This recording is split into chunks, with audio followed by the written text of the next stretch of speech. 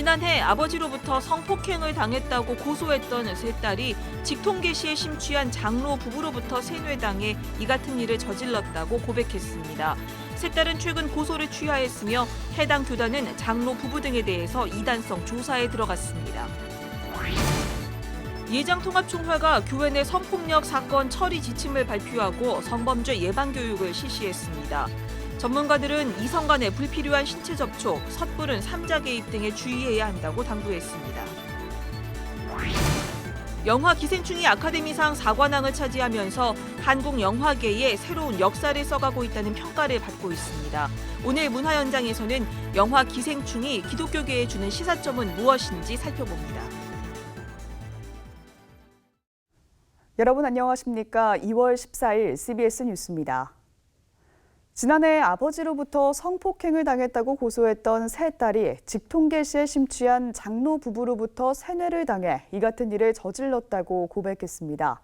이 세 딸은 최근 고소를 취하했으며 해당 교단은 장로 부부에 대한 이단성 조사에 들어갔습니다. 송주열 기자의 보도입니다. A씨는 지난해 8월 두 동생과 함께 아버지를 성폭력 혐의로 고소했습니다. 친족관계에 의한 강제추행, 강간, 미성년자 강간 등 혐의만 해도 6가지입니다. A씨는 당시 유아 시절부터 성인이 되기까지 성폭력을 당했다고 주장했습니다. 그러나 A씨를 비롯한 세 자매는 올해 초 고소를 취하했고 A씨 아버지는 불기소 처분이 내려졌습니다. 자신의 잘못을 깨달은 A씨는 취재진을 만나 함께 신앙생활을 하던 이모 장로 부부에 의해 세뇌를 당해 아버지를 고소하게 됐다고 털어놨습니다. A씨는 이 장로 부부가 사역이라는 프로그램을 통해 상담을 진행했는데 성적인 죄를 회개하지 않으면 구원을 받지 못한다면서 아버지로부터 성폭행을 당했다는 잘못된 기억을 쇠뇌시켰다고 말했습니다. 너가 그 죄에서 자유해지고 구원을 회개하고 구원을 얻게 해줘야 되는데 그렇게 도와줘야 하는데 너가 계속 주저한다면 도와줄 수 없다라고 말을 했고 그게 굉장히 두려워서 저도 그렇게 해서 이제 아무 그 기억이나 말을 해놓고 나면 이제 그건 진짜 있었던 일이 되어 있었고 A씨는 이 일로 가정 해체 직전까지 갔다는 죄책감에 힘든 나날을 보내고 있습니다. 아버지도 이제 그 신경안정제 계속 복용하시고 그리고 자살 충동도 심하게 있었다고 하고 이 장로 부부에게 사역 상담을 받은 같은 교회의 B씨. B씨는 이 장로 부부가 자신이 성중독에 빠져 있기 때문에 회개하지 않으면 구원받지 못한다는 말을 되풀이했다고 말했습니다. 기도를 해서 그 사단을 묻지 않으면은 이제 그 사단이 돌아다니면서 활동을 하기 때문에 제가 굉장히 그런 성적으로 물란하게 끌려다닐 거래요. C씨는 이 장로 부부의 영향을 받은 조카로부터 성폭행 혐의로 고소를 당했습니다. 무혐의 처분을 받은 C씨는 시옷교회 피해자 가족연대 활동을 이끌면서 이 장로 부부의 이단성을 파헤치고 있습니다. 저는 중개업 자태였는데 이제 그럼에도 불구하고 가장 중요한 것은 조카가 1차적인 피해자라는 거죠. 장로고장 뒤에 숨어버리고. 취재 결과 이 장로 부부는 과거 직통계시와 가계저주론, 귀신론, 입신체험 등 잘못된 구원관을 전파한 집회에 심취했던 것으로 알려졌습니다. 기독교 대한성결교회는 지난 2016년 이 장로 부부가 지속적으로 참석했던 집회를 이단성 집회로 규정한 바 있습니다. 시옷교회가 속한 대한예수교 장로회 합동총회도 해당 노회에서 조사처리위원회를 조직해 이 장로 부부를 비롯한 관련자들에 대해 이단성 조사를 실시하고 있습니다. 교회를 보호하고 또 상처 입은 자매들을 보호하는 그것이 우리 조사처리위원회의 사명이겠죠. 예. 논란의 중심에 서 있는 이 장로 부부는 현재 노회 소환 조사에도 응하지 않는 것으로 알려졌습니다. 제가 일일이 그 부분에 답변할 일은 없을 것 같고요. 피해자들 대부분은 현재 공황장애와 심리불안 증세로 일상적인 생활이 어려운 상황입니다. 정말 지옥 끝까지 밀어붙였던 거 평생 회개해야 한다고 그 생각 틀렸다는 거 인정하라고 그거 인정하지 않으면 더 어르신들 진짜 이단 사이비 교주 맞다고 얘기해주고 싶습니다. CBS 뉴스 송주열입니다. 최근 발표된 한 통계 분석 자료에 따르면 지난 한 해 인터넷상에서 한국 교회에 대한 일반인들의 관심도 1위는 목회자 성범죄였습니다. 그만큼 교회 안의 성범죄 예방을 위한 노력이 중요해지고 있는데요. 예장통합총회가 교회 내 성폭력 사건 처리 지침을 발표하고 성범죄 예방 교육을 실시했습니다. 천수연 기자입니다. 성폭력에 대한 사회적 처벌 기준은 계속 강화되는 추세입니다. 그러다 보니 교회 안에서도 각별한 주의가 요구되고 있습니다. 특히 불필요한 신체 접촉 등에 주의해야 합니다. 목회자가 이성의 신도에게 어깨동무를 하거나 울면서 기도하는 신도를 다독인다며 등을 쓸어내리는 행위 등은 추행이 될 수 있습니다. 위로하려고 했다라는 그 의도 자체는 중요하지 않아요. 요즘은 피해자가 어떻게 느꼈느냐가 중요한 거예요. 어떤 상대방에 대해서 내가 마음을 좀 써주고 싶고 위로하고 싶다. 그러면 말로 하셔야지. 네, 자꾸 접촉하는 방법으로 하시면 안 되세요. 교회 내 성범죄는 풀어가는 과정도 중요합니다. 가해자와 피해자 사이에 화해를 시키겠다고 개입하는 것이 자칫 2차 피해를 만들 수도 있습니다. 이 장로님은 내 편이 아니라 목사님 편이구나. 그럼 나는 어떻게 하지? 그러면 이 교회 다 소문이 다 났을 테니까 나는 이 교회를 떠나야 되나? 이런 생각이 다 들거든요. 그러면 오히려 이게 전형적인 2차 피해예요, 교회에서. 통합총회가 마련한 교회 성폭력 처리 지침에 따르면 교회는 성폭력 대책 특별위원회를 구성하고 피해자를 우선 보호 조치해 심리적, 의료적 지원을 해야 합니다. 진상조사는 30일 이내에 마무리해 조사 심의 결과를 당회와 공동의회에 공개하고 노회에 보고해 징계 요청 등의 조치를 취해야 합니다. 이 과정에서 무엇보다 피해자를 가해자에게서 분리해 우선적으로 보호 조치하고 가해 목회자나 장로의 교회 활동은 심의 결과가 나올 때까지 중지하도록 했습니다. 보통 가해 목사님이 자기 사직서를 그냥 빨리 제출하더라고요. 근데 제출한 경우라도 사직서 수리는 보류시켜 주시는 것이 굉장히 중요합니다. 그래서 조사를 하고 그 심의 결과 따라서 처리를 하신 후에 사직서를 처리하게 되는데 미리 사직서를 받아버리면 저희들이 참 처리하기가 어려웠습니다. 또 성폭력 이력이 있는 목회자의 청빙 과정 등에서 노회는 교회가 성폭력 여부를 확인할 때 반드시 정보를 제공하도록 했습니다. 한편 예장통합총회는 교회 성폭력 예방을 위해 성범죄 목사에 대한 처벌 규정을 마련하고 성범죄로 자의사직하거나 면직된 경우 복직할 수 없도록 법을 개정했습니다. CBS 뉴스 천수연입니다.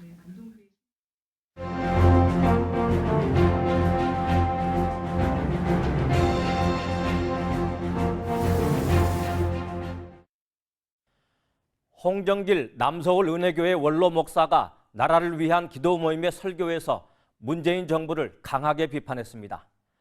문재인 정부 3년이 너무 고통스러웠다고 말했습니다.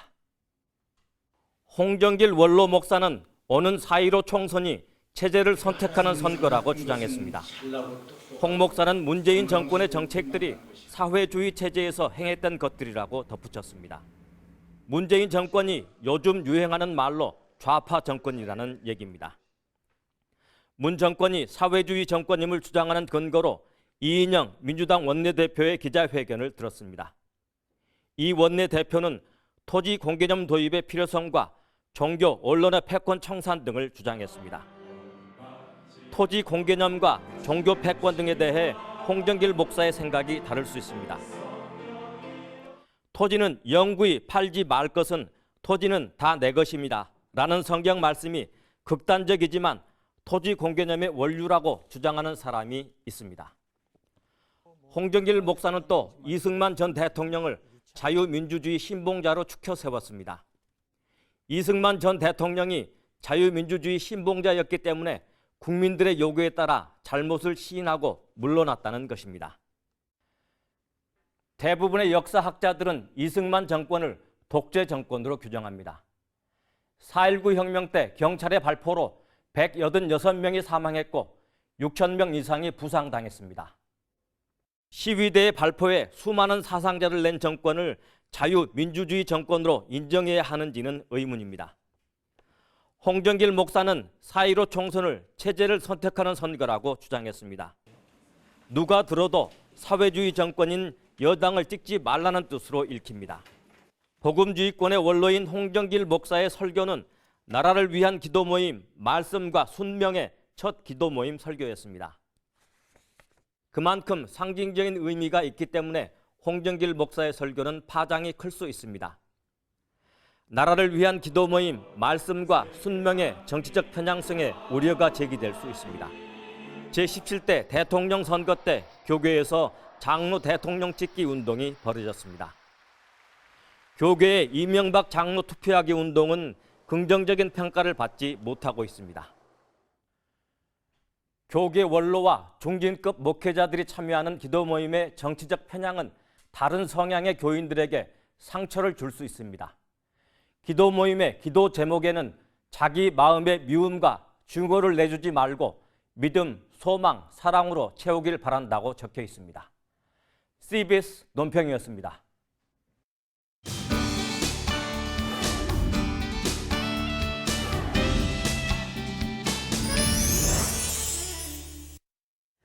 영화 기생충이 아카데미상 사관왕을 차지하는 등 해외에서만 150개가 넘는 상을 받으면서 한국 영화의 새로운 역사를 썼다는 평가를 받고 있습니다.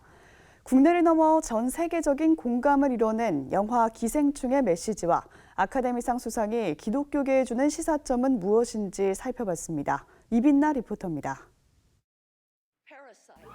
영화 기생충이 제92회 미국 아카데미 시상식에서 최고 권위의 상인 작품상을 비롯해 감독상과 극본상, 국제영화상 등 총 4개 부문의 상을 수상한 가운데 영화가 지닌 메시지가 다시 주목받고 있습니다. 기생충은 반지하에 사는 한 가난한 가족이 대저택에 사는 한 부유한 가족의 일상으로 들어가며 벌어지는 이야기를 그린 영화로 자본주의의 모순과 경제 양극화에 대해 이야기하는 작품입니다. 이 영화가 기독교인들에게 던지는 메시지는 무엇일까? 영화평론가 최연 박사는 기생충이 드러낸 사회 구조의 문제에 기독교인들도 관심을 가져야 한다고 말합니다.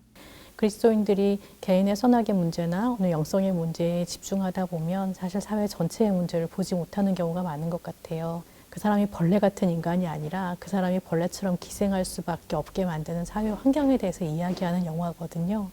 그래서 우리의 시야를 조금 더 넓힐 수 있는 작품이라고 생각해요. 최은 평론가는 또 영화에서 대저택의 주인으로 등장하는 부부가 평소 친절을 베풀면서도 타인이 선을 넘는 것에 대해선 예민하게 반응하는 모습은 지금의 기독교인들에게서도 찾아볼 수 있는 태도라고 지적했습니다. 교회는 이렇게 젠틀하고 우아한 곳이고 여기서는 그렇게 하면 그런 모습 보이면 안 되고 그러나 이걸 선을 넘어오면 사실 굉장히 폭력적으로 어느 순간 우리도 변할 수 있는 지점들이 있는 것 같거든요. 그래서 그런 면도 전 돌아볼 수 있게 하는 작품이라고 생각해요. 문화선교연구원 김지혜 책임연구원 역시 기생충이 이야기하는 성극기와 구별짓기가 공존의 가치를 이야기해야 하는 기독교인들에게 던지는 메시지가 크다고 이야기합니다. 공존하고 함께 이야기를 나누고 함께 살아가는 것에 대해서 예수님이 먼저 말씀을 하시고 또 삶으로 보여주셨는데 사도 바울 역시 고린도 전서에서 성만찬으로 일어난 계층 간의 갈등에 대해서 또 성경을 통해서 말씀을 하고 계시기도 합니다. 기생충의 메시지와 함께 이러한 성경의 메시지를 같이 연관시켜서 볼 수 있는 지점이 있을 것 같아요. 김지혜 책임연구원은 또 이러한 영화의 메시지뿐 아니라 아카데미 수상이 지니는 의미도 중요하다고 강조합니다. 그간 백인 남성 중심의 영화제라는 비판을 받아온 아카데미 시상식이 비영어로 제작된 아시아 영화의 주요 상들을 수여한 변화에 교회도 주목해야 한다는 겁니다. 한국교회 역시 의사결정 구조가 특별히 기존의 어떤 중년 남성 목회자나 일부 리더십을 위주로 진행이 되었던 것들하고도 연관을 지어서 볼 때 좀 더 그런 어떤 다양성이 담보될 수 있는 공동체가 되었으면 좋겠다. 기독영화관 필름포럼이 영화 기생충의 특별 상영에 돌입한 가운데 문화선교연구원은 오는 25일 윤성은 영화평론가와 장신대 성석환 교수와 함께 기생충의 기독교적 의의를 살피는 시네토크 행사를 진행할 예정입니다. CBS 뉴스 이빈나입니다.